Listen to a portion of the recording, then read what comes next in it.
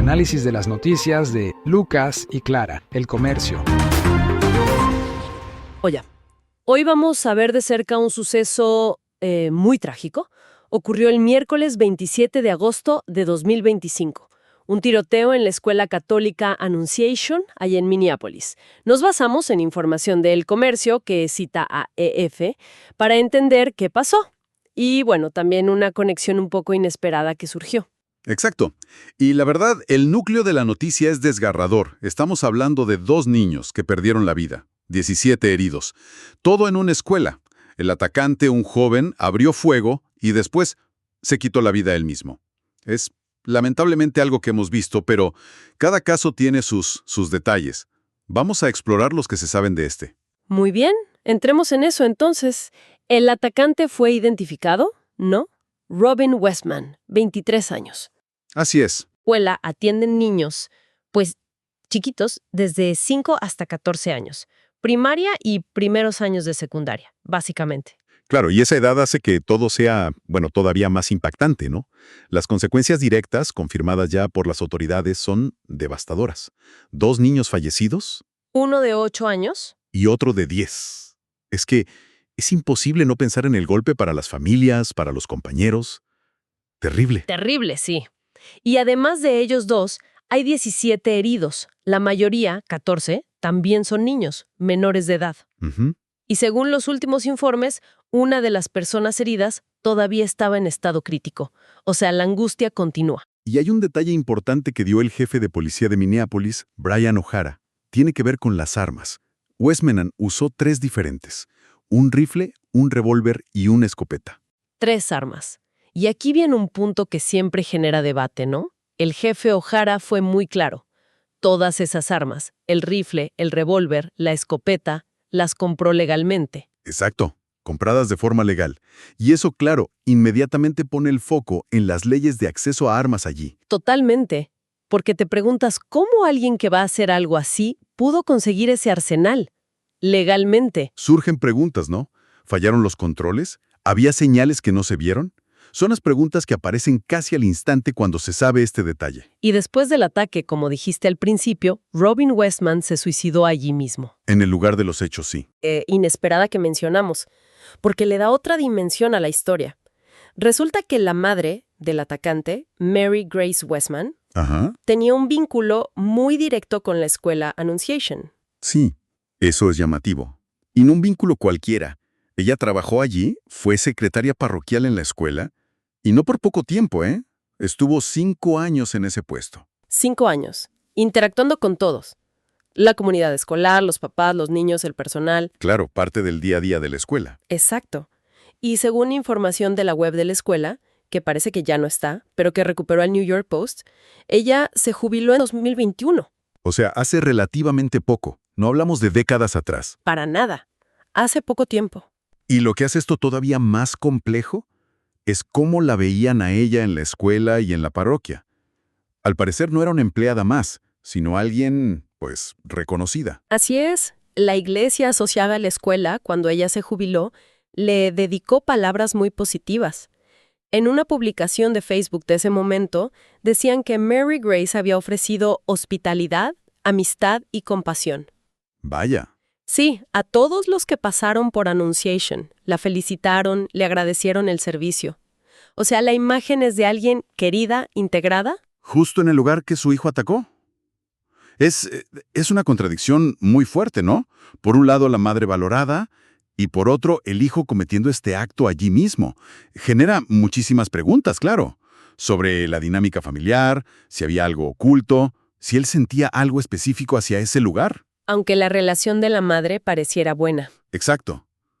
Preguntas sin respuesta por ahora. Y todavía hay otro dato del entorno familiar. No explica nada directamente, pero da contexto. El tío del atacante, o sea, el hermano de Mary Grace, Bob Helleringer. Ajá, Bob Helleringer.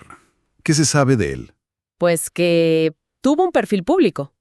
Fue político, representante republicano en la Asamblea General de Kentucky, por bastante tiempo además. ¿Ah, sí?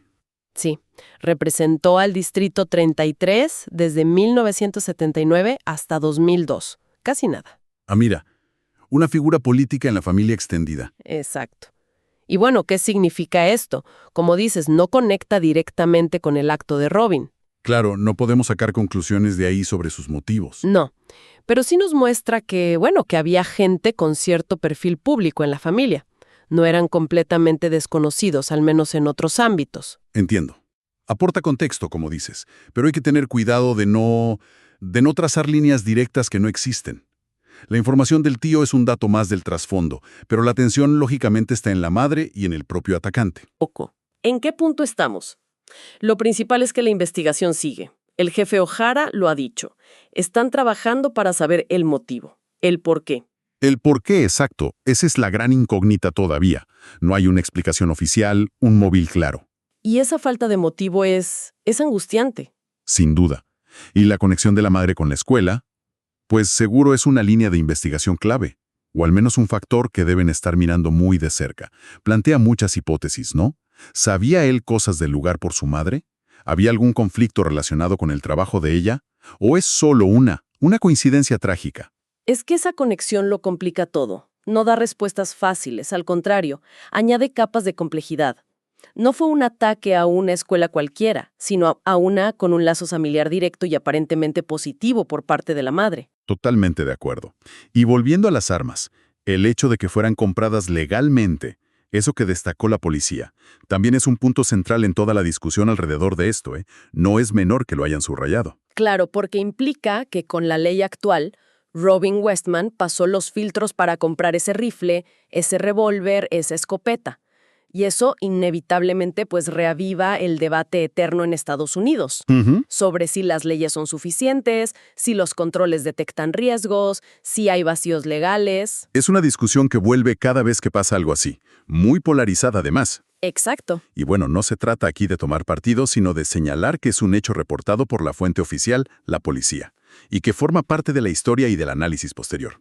Plantea preguntas sobre la prevención a nivel sistema, digamos. Ok. Entonces, si resumimos los puntos clave hasta ahora, un ataque terrible en una escuela, 2 niños muertos, muchos heridos. El atacante, un joven de 23 años, usó 3 armas compradas legalmente. Correcto. Y el dato más llamativo, su madre trabajó 5 años en esa misma escuela y era, al parecer, apreciada. Pero el motivo sigue siendo un misterio. La investigación está en eso. Es un buen resumen de lo que se sabe. Un cuadro de hechos dolorosos y preguntas muy difíciles. La conexión familiar, la legalidad de las armas, la edad del atacante, la vulnerabilidad de las víctimas. Todo junto es muy sombrío, muy complejo. Y esto nos lleva, casi naturalmente, a una reflexión final, ¿no? Algo en que pensar más allá de los datos. Sí, exacto. Porque si juntas todo esto, la conexión tan personal con el lugar a través de la madre, un sitio que ella conocía bien y donde la querían, y le sumas la compra legal de un arsenal importante, surge una pregunta, creo, fundamental sobre las señales de alerta. ¿Qué señales? Bueno, ¿qué posibles indicadores, si es que los hubo, se pudieron pasar por alto? Y esto como en 2 niveles, ¿no? Por un lado, en el entorno cercano del atacante, familia, amigos, hubo cambios de conducta, señales de angustia, ideas violentas que nadie vio o nadie supo leer. Y por otro lado, a nivel de los sistemas, ¿no? Los sociales, los legales. Fallaron los mecanismos para detectar el riesgo al venderle las armas. Hay fallas en la red de seguridad social, de salud mental, que impidieron ayudarlo a tiempo. Es una pregunta que no busca culpas fáciles, claro, sino que invita a pensar más en la prevención, en muchos niveles. Exacto. ¿Qué hace falta para ver y actuar ante esas señales antes de que pasen tragedias así? No tenemos la respuesta, pero hay que hacerse la pregunta. Justamente. Son preguntas que quedan resonando mucho después de los titulares y apuntan a esa necesidad de entender mejor por qué pasa esto y cómo podemos crear entornos más seguros, a nivel personal, comunitario y de sistemas. Sin duda. Una reflexión muy necesaria ante hechos tan duros. Y bueno, con esta reflexión terminamos nuestro análisis por hoy. Si esta conversación les pareció valiosa o interesante, les agradecemos mucho que consideren suscribirse y compartirla. Ayuda a que otros también la encuentren. Comenta, suscríbete y comparte. Más información en www.elcomercio.com.